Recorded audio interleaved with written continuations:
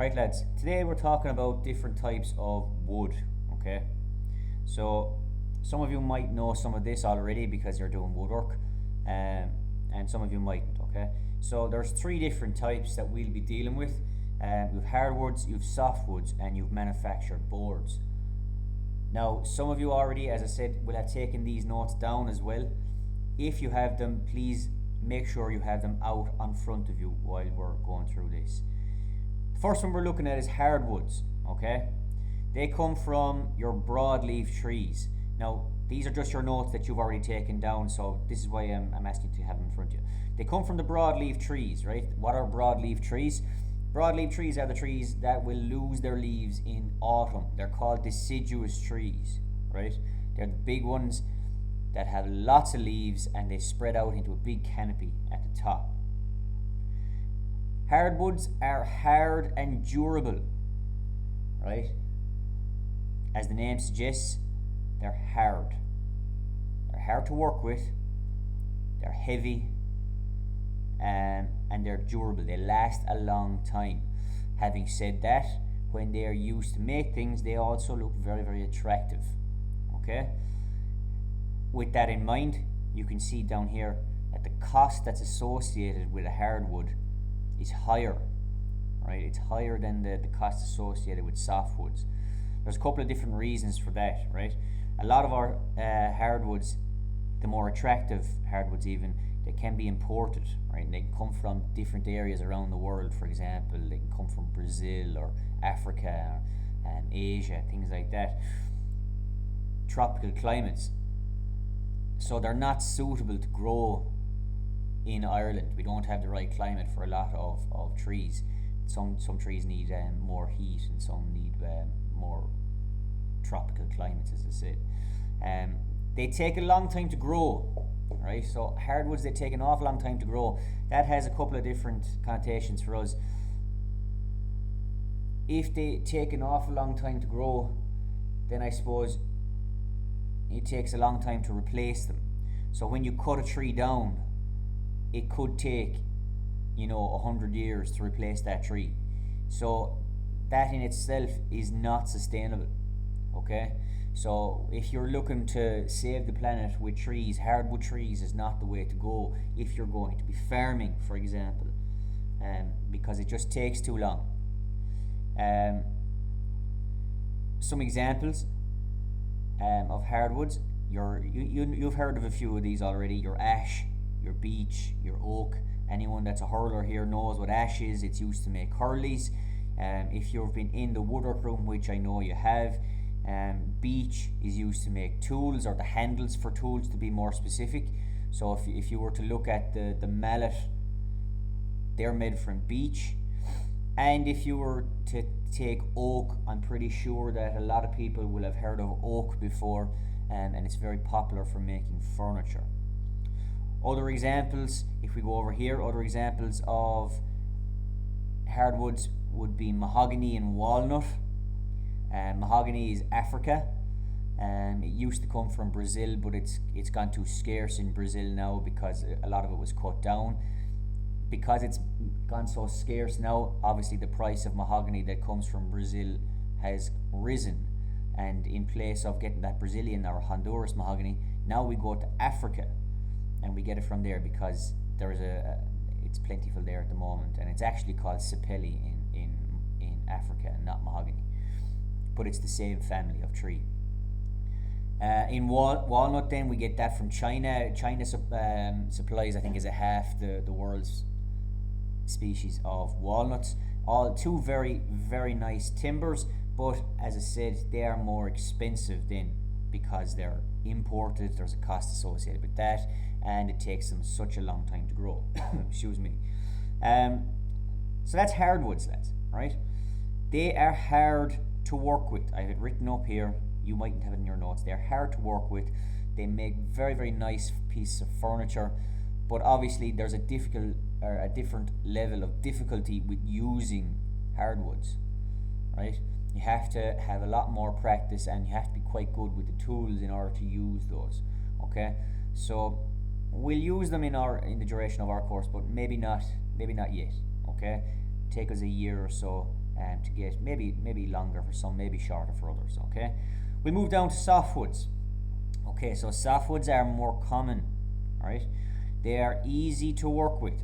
Right, oh, I've written it here. They're easy to work with. They're soft. Right, that's direct opposite to hardwoods. Okay, they come from an evergreen tree. Right, so we all know what the evergreen trees are. They're the ones that have the cones and they're green all year round. They don't ever lose their leaves. Right, they're always green. So most of us will look outside if we're living in the countryside and we will see evergreen trees. Okay, they're cheaper, they're more plentiful, they're found all over the country, and they grow quickly and can be sustainable. Because they grow quickly, that's what makes them sustainable. When you cut down an evergreen tree, it doesn't take that long to replace it. Now I'm not talking 1 or 2 years here. It still could take 15 years for an evergreen tree to get to a decent size. 20 years, 30 years even. But it is still described as sustainable. For the purposes of our work, we can generally call it pine. Now that's not really true. They're not all pines. Some of them are pines, some of them are not.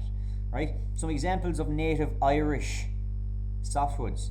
Right? So I know I said it's not pine, but the first one I'm saying here is Scots pine. And we know that by another name. We know that by red deal. It's the timber that we use in school for making our projects. Okay. Another example of a native Irish softwood would be yew, the yew tree. We won't be using that. Right. A softwood that have been introduced to Ireland and they grow here. The first one I have here is Sitka spruce. And another name for Sitka spruce is white deal. So you have white deal and a red deal, and you may use the white deal in school at some stage.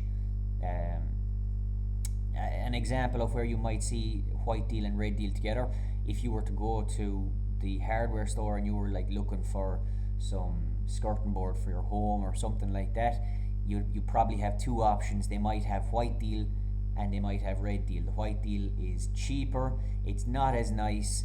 It's used for cheap furniture, whereas the red deal is a little bit more expensive and it looks nicer. The second softwood I have that's introduced into Ireland is cedar. Okay, we have it here. Commonly used in outdoor furniture. If you can't see that there, that says outdoor furniture. And the last one there we have is Douglas fir. Okay, so there's a couple of ones that you might have heard of. Okay, so that's the basics there on softwoods and hardwoods. Now we'll come back to the differences between them at a later date. Okay, so I'm going to move on, and the third type of woods that we're going to be dealing with is the manufactured board. Now you've heard of this manufactured board before, you've used it already, but we're going to do a little bit of a short lesson on this first. Okay, so plywood. You can see here, right, this is a tree trunk. Okay, now you haven't got this in your notes, so you need to pay attention. Right, this is your tree trunk, and if you look at the arrows in the diagram, you can see that it's spinning around in a clockwise direction, so it's spinning around that way. And as it's spinning around, this blade is underneath and it cuts a thin layer, just like shaving the side of the tree trunk. It cuts a thin layer of veneer, right? It's paper thin. It's really, really thin. Well, it's not paper thin, but I want you to imagine it as it's really, really thin sheet of timber taken off the side of the tree trunk, right? Those veneers, those sheets of veneer are then cut into uniform sizes. Okay, they are glued together. Now you can see on my diagram here that I have lines drawn on the squares, right? These lines represent the grain. So the grain direction is different on every second one. So they're running vertically here, and they're running horizontally in the middle one, and then vertically again. Okay, so those, you could say that the grain is running at right angles to each other. So every second one is at right angles to the one before it. Okay? So our plywood is very strong and rigid. Okay? And the reason it's strong and rigid is because the grain is at right angles to another. So you know that if you had a thin piece of timber and that the grain was, and if you were to grab the timber and bend it, it could crack along the grain. But if you were to take one of those sheets of veneer and try and bend it, you would break it. But when you glue these three together, it makes it very, very strong, because not only is it strong if you were to try and bend it this way, well, it's also strong now this way. So it has the strength in both directions. Okay? It can be made, another advantage of plywood, it can be made into large sheets like the 8x4 sheets you see inside in the classroom. Okay? 8x4, I'm talking about feet there now, 8x4 feet. It can be used in the building industry because it is so strong. It is very cheap because it can be made from, a tree trunk, and there is very, very, very little waste. Okay, so you get a lot of material out of the one tree trunk. The last thing I have there is, I say that it can look good if the edges are covered with a veneer, or if the whole sheet is painted itself. Now, on its own, plywood is not an attractive timber. It does not look good. There's no way around it. But if you were to maybe get it covered in a different veneer and attach a thin layer onto the side and onto the edges, then you can disguise it. You can make it look like it's an actual timber, or an actual hardwood or a softwood. Okay, so that's the basic on plywood, and we'll get on and we'll do the rest of them in a later lesson. Thanks very much.